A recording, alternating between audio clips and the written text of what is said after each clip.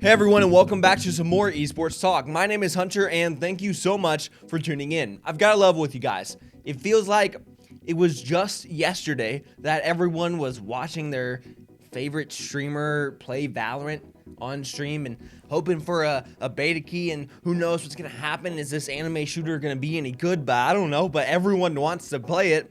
Everyone wants to get into these tests, so like I just gotta watch all the time. And now it's been a whole year since Valorant has been released at this point, which is crazy to think about, that it has been an entire year. And the reason I say it's been out for only a year is because it feels like it's been around for such a long time at this point. So many content creators have picked up this game as just a filler or a variety game for them, while others have also picked it up as their full-time streaming hobby. I think it has huge success in the content creator sphere, and I just expect it to keep doing as well as it is already doing if they keep up on the same path. Now, besides casual creators, we have also seen a lot of success in the professional scene, especially after the Valorant Champions Tour. In Iceland, different professional players were able to show off their personalities and really finally take to the stage and get to show what Valorant professional gameplay was possible. I think it was incredible to see. I was really excited for it, and I think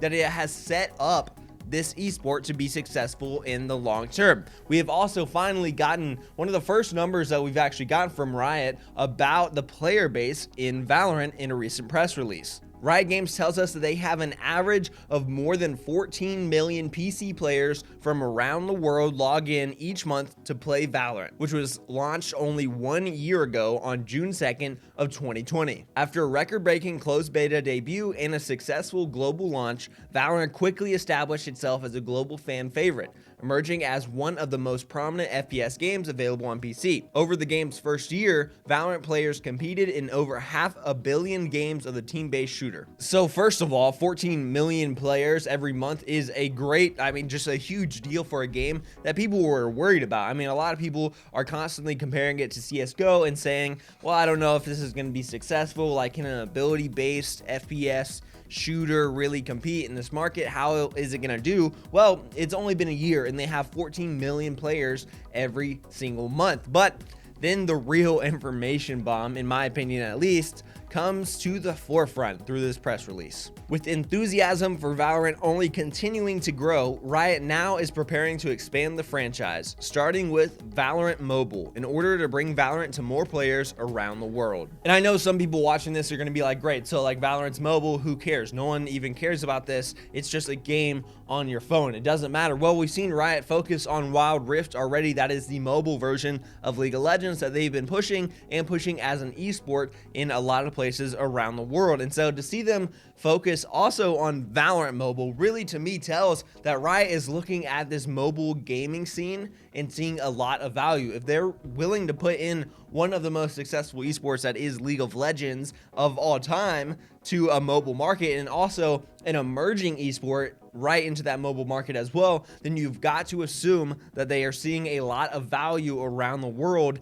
in that scene. Now, we did get a little bit of faked footage, but I thought it was interesting to see what Valorant could possibly look like on a mobile device. Now, like I said, that is not real footage, but it does look interesting to see what could this look like with more accessibility around the world. Could viewership spout up even higher than it already was? The first LAN event had over 800,000 average viewers. So could this even do more work? Like maybe where Valorant as a PC game isn't accessible in other parts of the world, now it's going to reach those parts of the world, and people are going to get excited about Valorant and want to watch these events as well, even though they're not used to the PC version. So I see a lot of value in it. I'm really excited for where it could go and interested in the fact that Riot sees value in it. Now, organizations are also seeing value, as you might expect. If a game dev is investing into it, then as a gaming organization, maybe you should pay attention to that. We see TSM Reggie saying mobile esports will have more viewership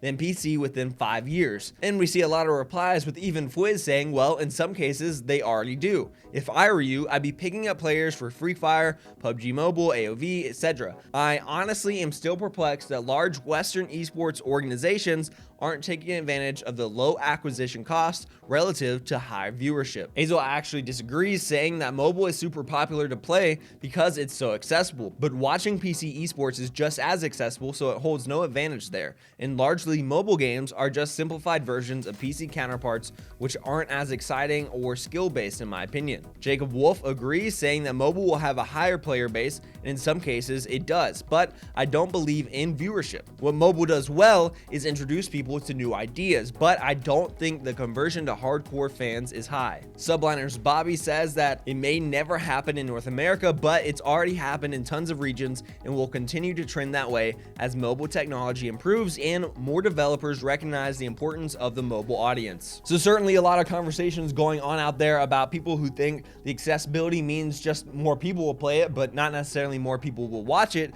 But we see someone on the YouTube sides of things saying that the viewership is incredible for these to begin with, and so why wouldn't organizations sign mobile teams where you can sign a mobile player probably for a fraction of a cost of a PC player? So who knows where this is going to go. I do personally expect organizations to maybe chime in and sign some people for different teams, especially if a developer like Riot is getting involved in this mobile scene, who has proven that they can enter new scenes as well as put on great events and really foster a good esports environment. So I'm excited to see where this goes. Valorant does officially have a mobile game on the way, so maybe we will see an influx in viewership. Who knows what is going to happen in the long run? Let me know what you guys think. Until next time, guys, be safe, be smart, behave, and I'll catch you later.